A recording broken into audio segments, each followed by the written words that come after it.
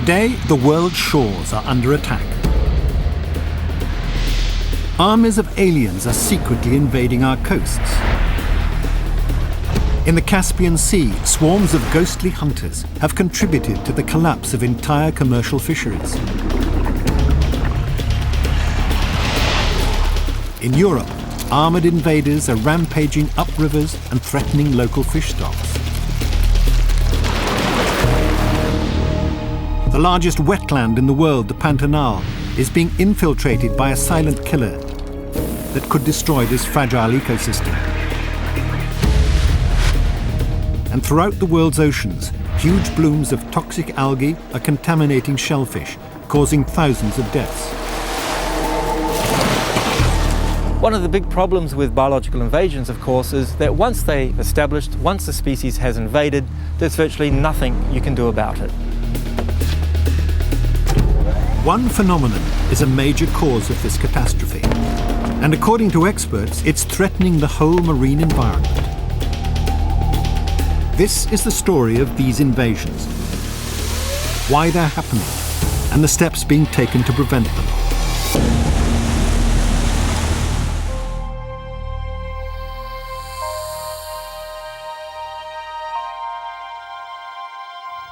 The oceans cover over 2/3 of the world's surface. These waters are the largest habitat on Earth, and from the remotest depths to the seashore, they contain a dazzling variety of life.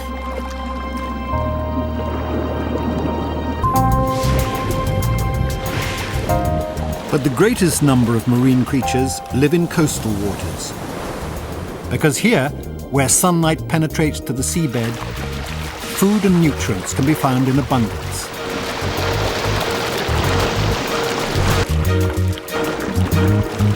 Most of these creatures stay put. Their dispersal discouraged by natural barriers such as land and by changes in water temperature and salinity.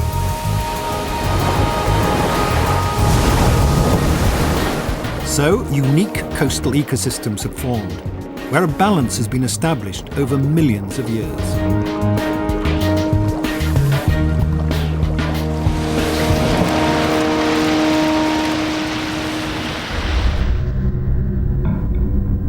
But today, that balance is being drastically changed. And here's the reason why: shipping. This is the Don Quixote, transoceanic car carrier. She's just left Baltimore and is bound for Zeebrugge in Belgium to load a new consignment of cars. Inside her ballast tanks, she's carrying thousands of tons of seawater drawn from North American harbors. But also inside these tanks are millions of tiny stowaways, all hitching a lift. It's a menagerie of microscopic life forms, mostly invisible to the naked eye.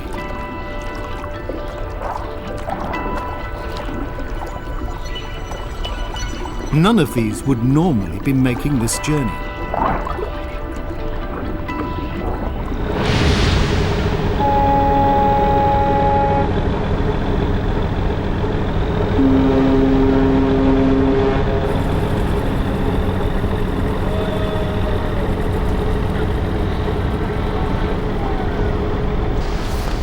Here at Zeebrugge, as cars are loaded, this water and its stowaways are discharged into a totally foreign environment. And that's when the trouble begins.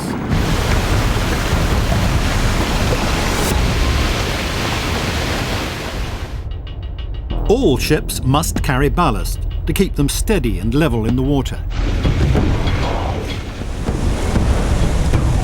At any one time, up to 5 billion tons of ballast water is being carried around the world, transferring over 10,000 different species of marine microbes, plants and animals to distant shores, and with devastating consequences.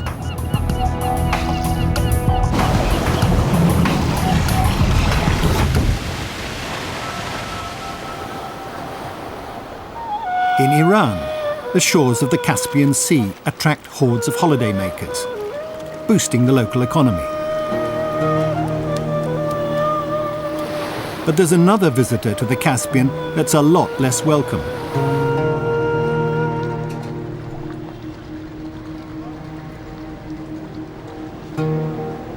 Fishermen on these shores have been the main victims of this alien presence.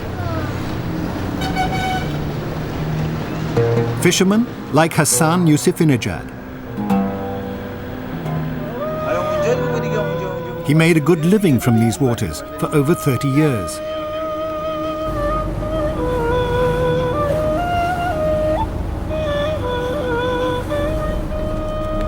He and his crew catch a local fish called kilka at night, using lights to attract them into the nets.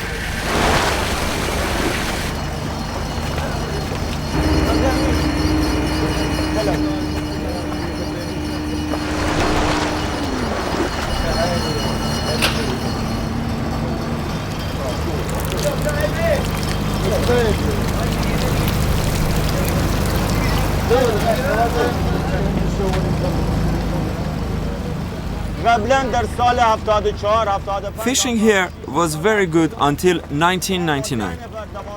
We were fishing with 10 to 12 crew members on each boat. And we would catch between 300 kilos and 400 kilos each.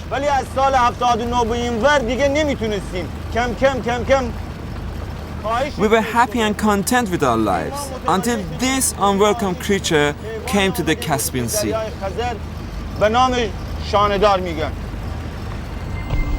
This is the creature responsible for Hassan's problems. It's the comb jellyfish. And although it doesn't look too threatening, the locals call it the monster. Its natural habitat is thousands of miles away, in the waters of the Atlantic Ocean off North America. There, its numbers are naturally controlled by other carnivorous jellyfish. But international shipping unintentionally gave the comb jelly a free ride to areas where it has no natural predators. During the 1980s, it showed up in the Black Sea, and a few years later in the Caspian Sea.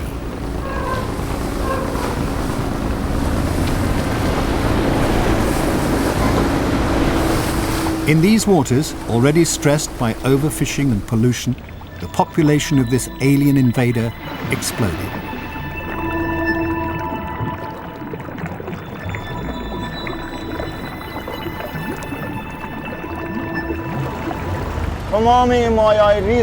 I think this jellyfish is going to destroy all the kilka. And not just the stock, it will destroy us. Because our lives are dependent on this fish. We can no longer provide even the bare necessities, and our lives are getting worse each day. We are facing poverty, debt. We can't pay the crews, nor even provide for our families. I can't do anything about this creature. I'm totally helpless. All along the Caspian Sea coastline, fishing is one of the main industries. With the fish fast disappearing, the lives of thousands of people have been affected. Specially built fish meal factories have been abandoned.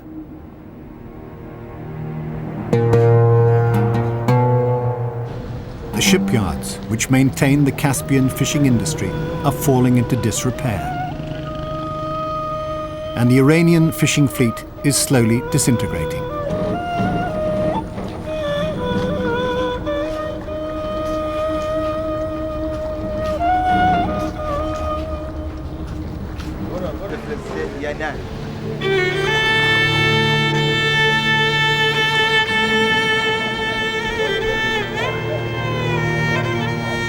Stories like these are unfolding all over the world, and they are not confined to the people and animals living by the coast.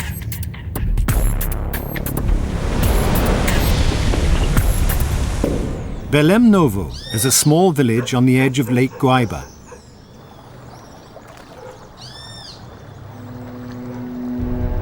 This too used to be a thriving fishing community.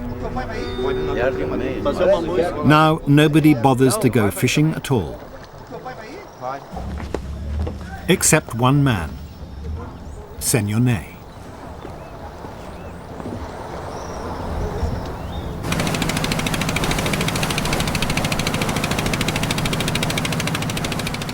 And he only continues to check his nets from force of habit.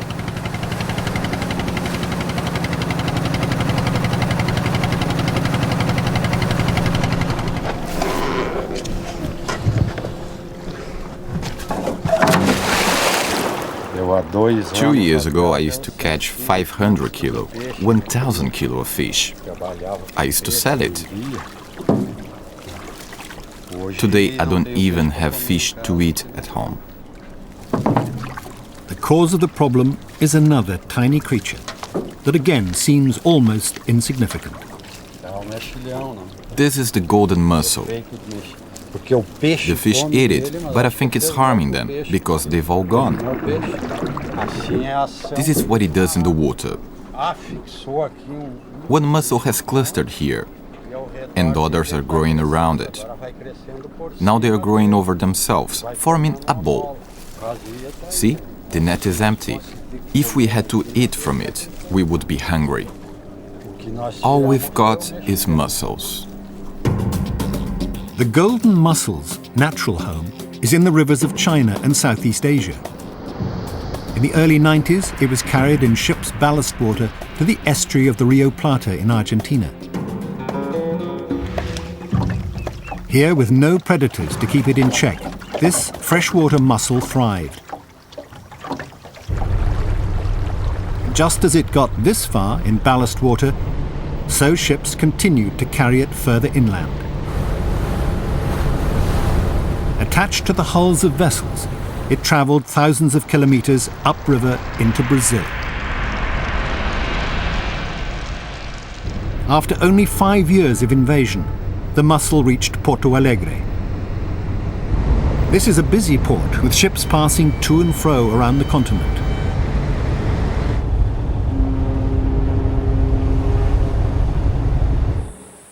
Now the banks of the rivers are littered with millions of foul-smelling, razor-sharp mussel shells.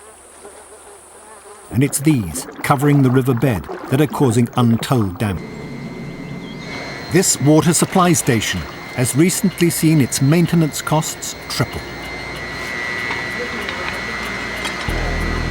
2 years ago, servicing took place twice a year.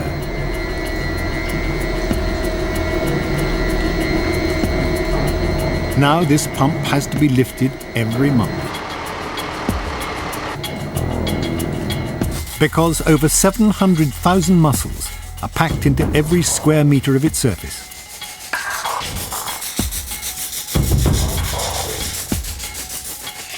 The impact of this tiny pest grows ever wider. As it moves further and further inland, it's affecting the very infrastructure of the country.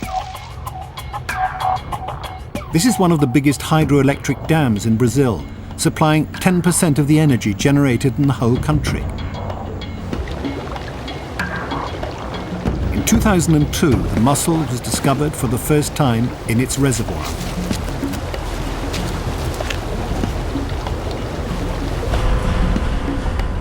Not long after, it was spotted by maintenance workers overhauling the system.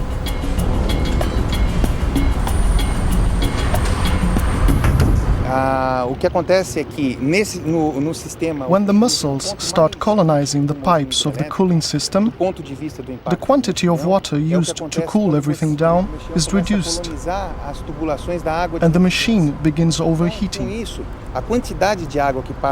So, to preserve itself, and to preserve the system as a whole, the machine switches itself off. So, imagine if we have a catastrophe, and all the machines decide to come off the system because of a problem like that. The lack of energy could cause a blackout in the whole of Brazil.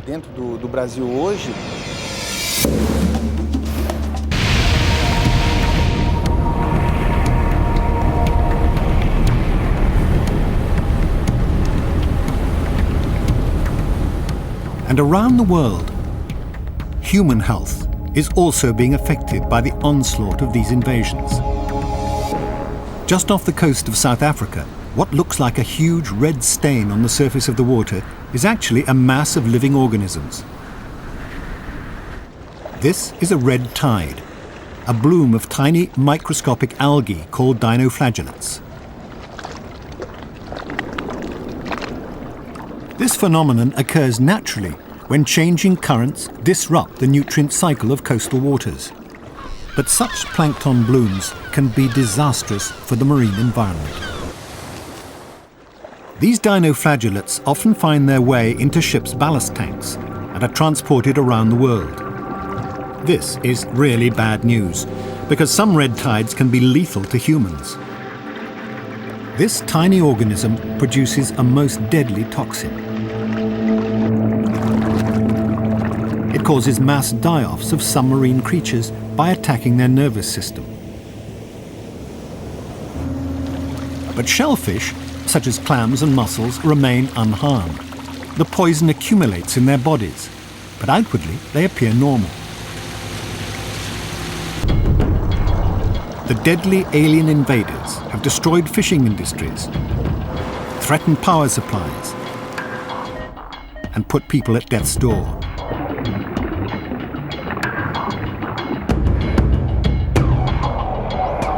Now, as world trade grows and shipping booms, more and more ballast water is being transported.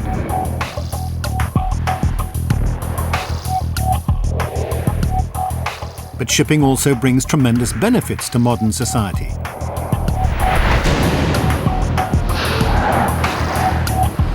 Transporting 90% of world trade, it provides a service on which the global economy and its future depends.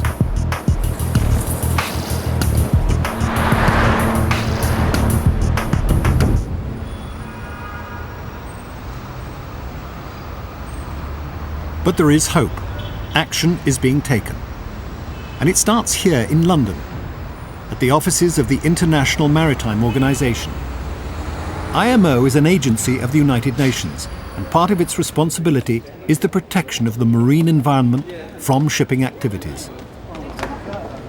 IMO has taken a number of initiatives together with its member states, the shipping industry, as well as non-governmental organizations. That's led to the development of a set of guidelines, as well as, more recently, to the adoption of the International Convention on Ballast Water Management. The aim is for all shipping to abide by these regulations by the year 2016. Among these measures will be ballast water exchange at mid-ocean, or measure with a view to remove, kill, or reduce the effect or impact of harmful organisms carried by ballast water. For these regulations to work, IMO wanted as many countries as possible to sign up. And to encourage developing countries, the Global Ballast Water Management Project was set up in cooperation with the Global Environment Facility and the United Nations Development Programme. Under the rules of the convention, all ships must now exchange their ballast water out at sea. But not everyone's convinced that ballast water exchange at sea is the answer. In rough weather conditions, a ship's captain may be quite reluctant to undertake ballast water exchange because it may actually threaten the stability and the structural integrity of the ship. So in those sorts of situations, it's probably not a safe thing to do.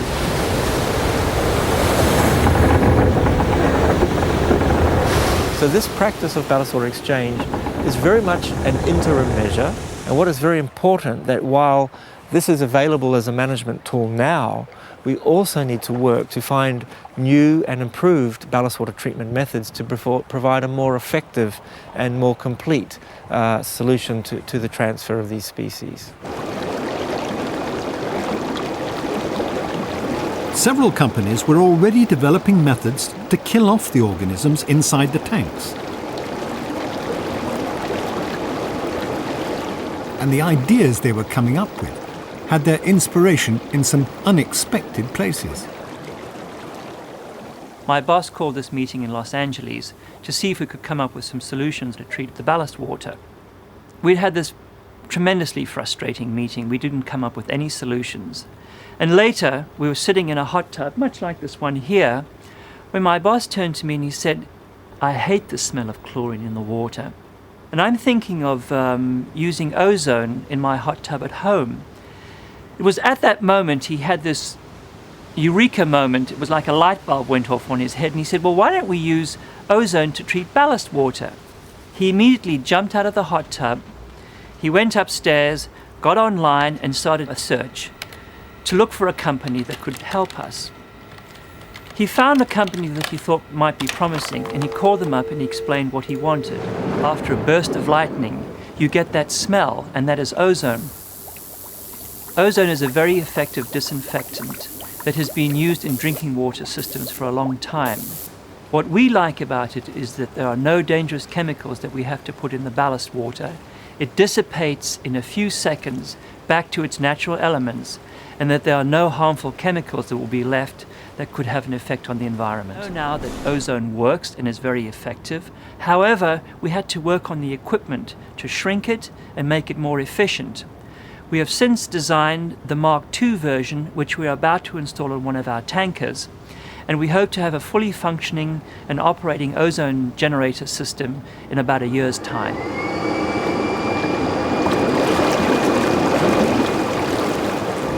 Meanwhile, a company in Europe had already been testing a different ballast water treatment system under real-life marine conditions, and it was installed on the Don Quixote.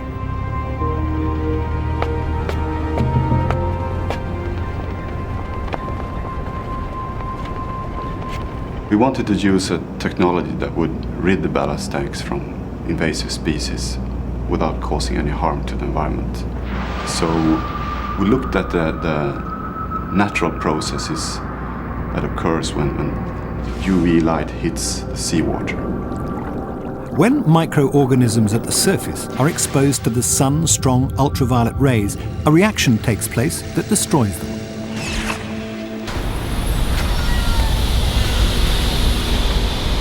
It consists of 2 cylinders, each containing about 20 ultraviolet lamps.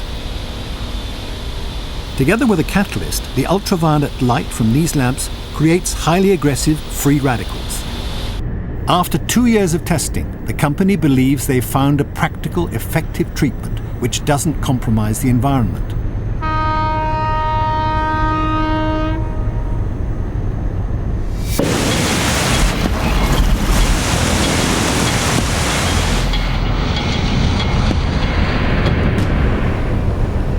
But while promising, these systems may only work for certain types of ship. And this led one company to look for an entirely different solution. This tanker is one of a class of vessels known simply as VLCCs, or Very Large Crude Carriers. Here to be a standard tanker, but it isn't. This vessel is fitted with the prototype of a new system that could revolutionize the way that ships of this size manage their ballast.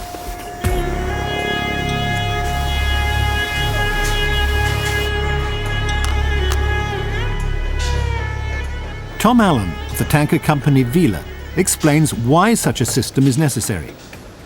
For us in the tanker industry, ballast water exchange is a big problem. If we had to stop at sea and change ballast water out continually as the voyage progressed, it would cost us hundreds of thousands of dollars. The reason for that is the size of these ships.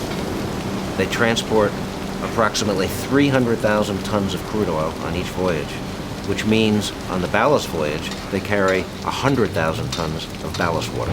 Tom Allen is part of a team that's developing a unique approach that might just eliminate the need for mid-ocean exchange and treatment methods. You know, simple ideas are usually the best ones, and that's what's unique about this system. There are no moving parts. The only thing we need to worry about are these pipeline connections. It's very simple. The hope is that the system could be fitted simply to most existing tankers. Called the flow-through system, it takes advantage of a unique aspect of oil tanker design. As with all oil tankers today, this ship is equipped with a double hull. That means there's a void space between the side shell plates that we're looking at and the inner cargo space. That void space is used to carry ballast water. That's the problem, and that's why the flow-through system works, because it's easy for the ballast water to flow through using the motion of the ship and exit from the side of the ship. On the drawing board, this is how it'll work. Ballast water on double-hulled oil tankers is carried along the sides and bottom of the ship. If a hole is cut in the bows, the idea is that the forward motion of the ship will constantly push new ballast water into the ballast tanks, flushing out the old over the sides. Any marine creatures taken on board in harbour would be flushed out within a matter of hours. But cutting a hole in the bows of an oil tanker is a big step. Before they do this, the team want to test the system using the ship's ballast pumps alone. So far, tests show that some sort of flow-through system might be a viable means of exchanging ballast water. And because of the size of these ships, it could lead to a large percentage of the world's ballast water being managed more effectively. Different ships require different solutions, and these are just a few of the ones being looked at. And there's no time to lose.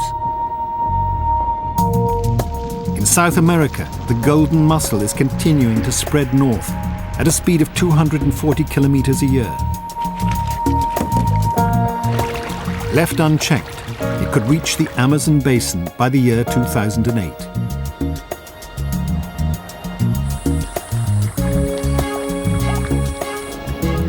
The population of comb jellies in the Caspian Sea has risen by over 5,000%. They're now threatening the lucrative caviar industry. Progress is being made, but its momentum must be maintained so that shipping can work in harmony with the environment.